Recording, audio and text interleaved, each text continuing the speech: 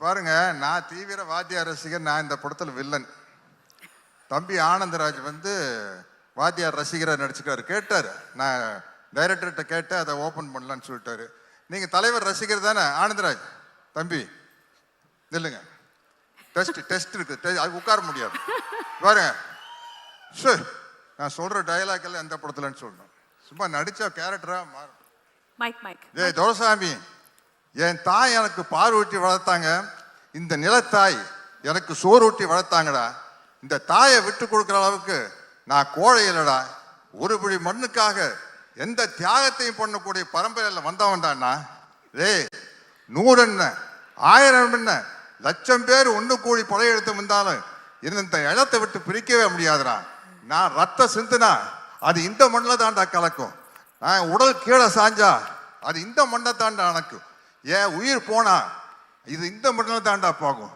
ஆனா அந்த நேரத்தில் நான் எழுப்ப போகும் உரிமை குரல் இங்கு மட்டும் இல்லை, எங்கெல்லாம் உழைக்கிறவன் இருக்கிறானோ, எங்கெல்லாம் அவனுடைய வேர்வை துளிகள் விழுதோ, அங்கெல்லாம் என்னோட உரிமை குரல் உழைச்சுக்கிட்டே தாண்டா இருக்கும். அவர் சொன்னதுல உங்களுக்கு பாதி பேர் கிடைச்சிருக்காரு. உரிமை குரல் படத்துல வர உரிமை குரல் பேர் சொல்லிட்டாரு. சரி, இது வந்து அவர் துப்பாக்கி சூடு வாங்கினதுக்கு அப்புறம், துப்பாக்கியால சுடுறதுக்கு முன்னாடி ஒரு அவருடைய வாய்ஸ் இருக்கு தெரியுமா? சொல்லுங்க. ஒரு படத்துல அஞ்சலி தேவி அம்மா வந்து ஒரு சர்வாதிகாரி ராணி, அவங்க தலைவர் வந்தோன்னு அவங்க மேல கத்தி எடுத்து வீசிடுவாங்க. அப்போ தலைவர் பேசுற ஒரு வசனம், என்னை கொல்ல இருந்தீர்களே, அதே கத்தி உங்களையும் கொல்லும் என்பதை மறந்து விட்டீர்கள். குறிவைத்தால் தவற மாட்டேன், தவறுமானால் குறிவைக்க மாட்டேன். மணிமுடி வீழ்ந்தது, மகாராணியாரை வீழ்த்துவது சுலபம் என்பதற்கு அறிகுறியாக. ஆனால் ஆத்திரக்காரன் அல்ல கரிகாலன், அவன் கேட்கும் நீதியை நின்று நிதானமாகத்தான் கேட்பான். இது மகாதேவி மர்மயோகி. வாய்க்கு வந்ததுல அடிக்கூடாது. சரி படிச்சிருக்க. சரி, இதை சொல்லுங்க.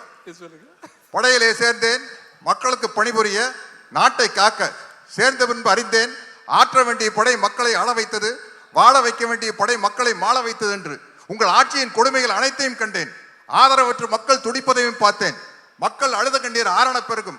சண்டை வேண்டாம், உணவு வேண்டும், வாழ்வு வேண்டும் என்று அலறுவார்கள். அவர்களை அடிக்க சொல்லுவார் தளபதி. அணைக்கத்தாவும் மனசாட்சி. உள்ளம் துடித்தது, உதிரம் கொதித்தது. ஏன் இப்படி, எதற்காக, நடக்கலாமா, சரிதானா, இவைகளை எனக்குள் நானே கேட்டுக்கொண்டேன்.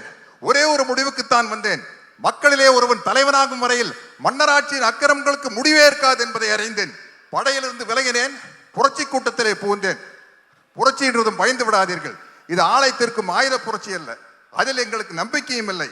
ஆனால் நாங்கள் தீயிடுவோம், தீமைக்கு கொள்ளையடிப்போம், மக்கள் உள்ளங்களை குவித்து வைத்து அனுபவிப்போம். அறிவு பொருட்களை கத்தி இல்லாத ரத்தம் சிந்தாத அறிவு புரட்சி அது. என்ன நாடோடி மன்னன். என்னை நம்பாமல் கெட்டவர்கள் நிறைய உண்டு, நம்பி கெட்டவர்கள் இன்று வரை இல்லை. அது நாடோடி மன்னன். சரி, மனோகர் சார் கேட்பார் வாத்தியார் பார்த்து, நிலைத்து நிற்கும் என் அதிகாரத்தின் ஆழம் புரியவில்லை உனக்கு. உங்கள் அதிகாரம் என்ன சிலப்பதிகாரமா, என்றென்றும் நிலைத்திருப்பதற்கு? அது வந்து 1001 படத்தை சோசியல் டயலாக். வீட்டுக்குறையில ஒட்டடை படிக்கணும்னு யாருமே ஆசைப்படுறதில்ல, அது தானா படியுது. வாழ்க்கையில வர துன்பங்களும் அப்படித்தான், அதை நாம தான் நம்ம மன உறுதியால போகணும். இது இதுல இருக்கு, கேட்டு சொல்றேன்.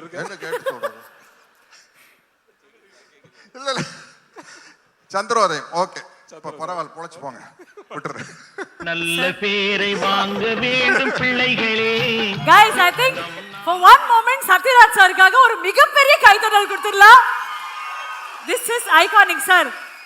நீங்க மிகப்பெரிய வாத்தியார் ரசிகர் எங்களுக்கு தெரியும், ஆனா இவ்வளவு பெரிய வாத்தியார் ரசிகர் அப்படின்றது வேற லீக் சார். மன்னிக்கணும், நான் வந்து எம்ஜிஆர் ரசிகர் அவருன்னு சொல்லிட்டேன். அவர்கிட்ட இருந்து கர்லா கட்டையை வந்து வாங்கினவர் இவர் தான். ஆனா இந்த கர்லா கட்டையை கொடுத்தது என்கிட்ட தான். அவர் வந்து எப்படி ஒருத்தர் துப்பாக்கி கொடுத்துட்டு போனாரோ அதே போல இவர் கர்லா கட்டையை எடுத்து கொடுத்துருக்காரு சார். அது இப்ப அவுட் ஆஃப் போர்ஷன் சார். அது கர்லா கட்டை வாங்கின கதை. நான் வாத்தியாரை பார்க்க தோட்டத்துக்கு போனேன். போனோன்னே உங்களுக்கு என்ன வேணும் அப்படின்னு கேட்டார். அண்ணா ஒன்றும் வேண்டாண்ணே, எப்போ வேணாலும் உங்களை வரேன் பார்க்குறேன் போகிறேன், அது போதும்ண்ணே.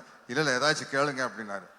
அண்ணா நீங்கள் எக்ஸசைஸ் பண்ணுற ஒரு தம்பிள்ஸ் இருந்தால் கொடுங்க, நல்லா பெருசாக கேளுங்க அப்படின்னு. ஐயோ பெருசாக நீங்கள் எனக்கு ஏதாச்சும் பண்ணாலும் அதை வச்சு எனக்கு என்ன பண்ணுறதுன்னு தெரியாது, ஒரு தம்பிள்ஸை கொடுங்கண்ணே போதுன்னு வாங்கிட்டு கேட்டால் ஒரு கரலாக்கட்டை கொண்டு வந்து கொடுத்தாரு. அதை தூக்கிட்டு வந்துட்டேன். என்ன வெயிட் தெரியுமா? பட்டிக்காட்டு பூனையால சுற்றி இருப்பாரு. பயங்கர வெயிட்னா அது. White pant, red shirt, black belt. வா அந்த படத்துல ட்ரெஸ். ஆமா ஆமா சார், என்ன சார் இப்படி அணுவணுவா ரசிக்கிறீங்க? ரொம்ப அரக்கத்தனமான ரசிங்க, பக்கத்திலேயே வர முடியாது. இங்க வர நாங்க யாரும் அட்டெம்ப்ட் கூட பண்ணல சார். பட் அந்த ரசிகர் இந்த திரைப்படத்துல அவ்வளவு முக்கியமான ஒரு கதாபாத்திரம். 1958 ஆகஸ்ட் மாசம் 22ஆம் பாருங்க டேட்டோட 64 பொங்கலுக்கு வேட்டைக்காரன், 65 பொங்கலுக்கு எங்க வீட்டு பிள்ளை, 66 பொங்கலுக்கு அன்பே. வாழ்ந்தவர் கோடி மறைந்தவர் கோடி. சத்தியமா தெரியல சார். எல்லா சார்பா தான் சார் சொல்றேன். இது வேற லீக் சார், இது மாதிரி வரவே முடியாது. எல்லா படத்து வசனம் தெரியும், மத்தவங்க எல்லாம் பேசணுங்கிறதுக்காக விட்டு வச்சுட்டு போறேன். ஒரே ஒரு வாத்தியார் தான், புரட்சி தலைவர் எம்ஜிஆர் தான். எனக்கு என்ன மகிழ்ச்சினா, வேற யாரும் அந்த வாத்தியார்னு கேரக்டர் நடிக்காம எங்க வீட்டு பிள்ளை 1001 கார்த்தி நடிக்கிறது எனக்கு சந்தோஷம். உண்மையிலே சொல்றேனுங்க, ஏதோ கார்த்தியா இருந்தங்காட்டி நாங்கெல்லாம் விட்டு போனா போதுன்னு 1001 அப்படிங்கிற டைட்டிலுக்கு வேற யாராச்சும் நடத்திருந்தாங்கன்னா குப்பு குப்பு குப்பு குப்புன்னு எரிஞ்சிருக்கு. இது நம்ம ஆளா போனங்காட்டி சரிப்பா நம்ம கார்த்தி தான்ப்பா 1001 நடிச்சுட்டு போட்டுப்பா அப்படின்னு விட்டேன். பரவாயில்ல, நிறைய இடத்துல பாஸ் ஆயிட்டீங்க. ஆமா, ஒரு லவ் சீன் டைலாக் சொன்னா தெரியுமா? வேண்டாம், இல்ல நல்ல சீனு. நமக்கு ரொம்ப தூரம் வேண்டாம். 1001 புரட்சி தலைவர் எம்ஜிஆர், புரட்சி தலைவர் ஜெயலலிதா அவர்கள் பக்கத்துல உட்கார்ந்து இருப்பாங்க. 2 பேருக்கு ஒருத்தர் மேல ஒருத்தருக்கு பிரியம் இருக்கும்.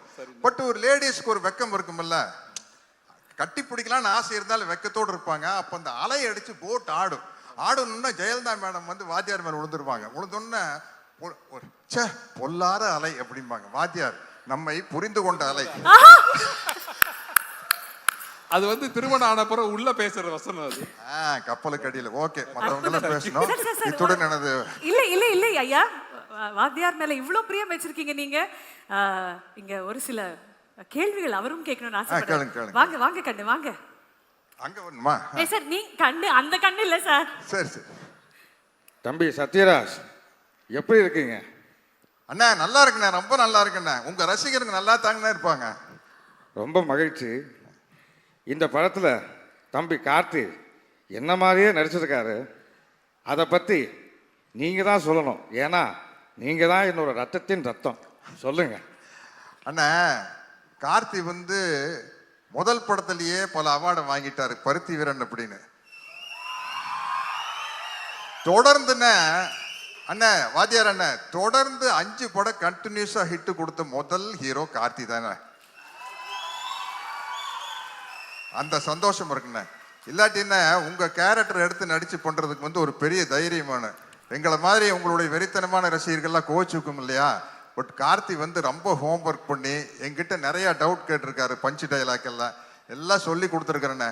கண்டிப்பா உங்க பேரை தம்பி கார்த்தி அருமையா காப்பாற்றுவார். அதனால தான் அவர் 1001. அண்ணா வாழ்க்கைக்கு ஒரே ஒரு தத்துவம், நீங்க சொன்ன டைலாக் போதுண்ணே. நான் என் பிறந்தேன்ல மேஜர் சுந்தரராஜ் உங்களை பார்த்து கேட்பாரு, உங்க கொள்கை தான் என்ன அப்படின்ட்டு. அழறவனை சிரிக்க வைக்கணும், சிரிக்கிறவனை சிந்திக்க வைக்கணும். இதுக்கு மேல என்னென்ன டைலாக் வேணும்? ரொம்ப மகிழ்ச்சி. அதாவது நீங்கள் என்ன மிகப்பெரிய ரசிகர்னு எல்லாருக்கும் தெரியும், மக்களுக்கும் தெரியும். ஆனால் எந்த திரைப்படத்தில் என்னை பார்த்து நீங்கள் ரசிகனானீங்கன்னு நான் தெரிஞ்சுக்கலாமா? அண்ணா நான் வந்து 10ஆம் கிளாஸ் படிக்கிறது தானே 1964 பொங்கலுக்கு வேட்டைக்காரன் படம் வந்தது. அந்த படம் பார்த்ததுலேருந்து உங்களுடைய தீவிர ரசிகன் ஆயிட்டுனேன். அந்த படத்தில் வர பாடல் வரிகள் ஒன்று போதுண்ணே, எங்களை எல்லாம் வழி நடத்துறதுக்கு. இங்கே இருக்கிற அத்தனை பேரையும் வழி நடத்துறதுக்கு அந்த பாடல் வரிகள் போதும்ண்ணே. மாபெரும் சபைகளில் நீ நடந்தால் உனக்கு மாலைகள் விழ வேண்டும், ஒரு மாற்று குறையாத மன்னவன் இவன் என்று போற்றி புகழ வேண்டும். அது போதுண்ணே. தம்பி பாட்டையும் விட்டு வைக்கலையா நீ? அவுமை. அப்புறம் நான் கொடுத்த அந்த கடலாக்கட்டையை இன்னும் பத்திரமா வச்சிருக்கியா? ஆமாண்ணா வச்சிருக்கேண்ணே. ஆனால் என்னன்னா நீங்கள் கொடுத்தப்போ அந்த கடலாக்கட்டை எடுத்து எக்ஸசைஸ் பண்ணிட்டு இருந்தேண்ணே. இப்போ I am 71, அதனால கொஞ்சம் கேர்ஃபுல்லாக அதை தூக்கி சுற்றணும்னா சைடு கழட்டுருச்சுன்னா வம்பா போயிடும். ஆனந்தராஜுக்கு வேட்டு வைக்கலான்னு கொடுத்தேன்னே, தம்பி தப்பிச்சிட்டாப்லன்னு நினைக்கிறேன். எடுத்து சுற்றுனீங்களா படத்தில்? சரி சரி, மிக்க நன்றி. ஓகே. கட்டப்பாவுக்கு கரலா கட்டை சுத்ததெல்லாம் ரொம்ப ஈஸி. கட்டப்பாக்கு கர்லா கட்ட சுத்ததெல்லாம் ரொம்ப ஈஸி. என்னுடைய மனமார்ந்த வாழ்த்துக்கள் தம்பி. நீங்க மிகப்பெரிய உயரத்துக்கு வந்துகிட்டே இருக்கணும். என்னுடைய மனமார்ந்த வாழ்த்துக்கள். அண்ணா, கட்டப்பா படத்துல எனக்கு கேரக்டருக்கு பேர் இருந்ததுக்கு ஒரு முக்கியமான காரணம் உங்க ரசிகரா இருந்ததுனால தானே. அதனால தானே சின்ன வயசுலயே 2 கையிலையும் சிலம்ப சுத்தி பழகிட்ட, கத்தி சண்டை எல்லாம் பழகிட்ட. அதனால தானே எனக்கு கட்டப்பாவை நடிக்கிறது ரொம்ப ஈஸியா இருந்தது. இந்த நேரத்துல உங்களுக்கு நான் நன்றியை சொல்லிக்கிறேன் கட்டப்பாவை நடிச்சதுக்கு. வாத்தியார, தேங்க்யூ வாத்தியார. Thank you sir. பெரும் தேங்க்யூ. சபைகளில் நீ நடந்தால் உனக்கு மாலைகள் விழ வேண்டும். Thank you sir. தேங்க்யூ.